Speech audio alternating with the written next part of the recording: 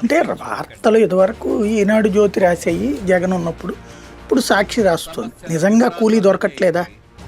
కూలీకి మనుషులు దొరకట్లా. కూలీ దొరక్కపోవడం కాదు, కూలీకి మనుషులు దొరకట్లా.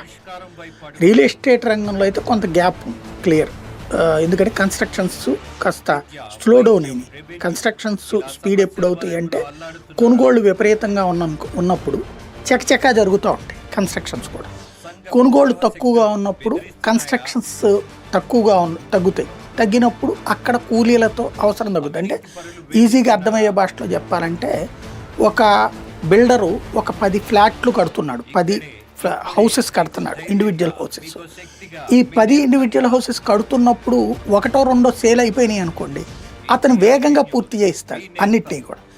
అలా కాకుండా పెద్దగా అందరూ వచ్చి ఎంక్వైరీ చేస్తుంటారు కానీ కొనట్లేదు అనుకోండి, ఒకరోజు చేయాల్సిన పనిని వారం 10 రోజులు చేయమంటాడు. నిదానంగా ఆపుతుంటాడు. ఇప్పుడే వద్దు, నెక్స్ట్ వీక్ చేద్దాంలే, ఆ తర్వాత వీక్ చేద్దాంలే. అలాంటి పరిస్థితులు ఇప్పుడున్నాయి రాష్ట్రంలో చాలా చోట్లన. భవన నిర్మాణ కార్మికులకి సంబంధించి కావాలని ఆలస్యం చేస్తున్నారు బిల్డర్.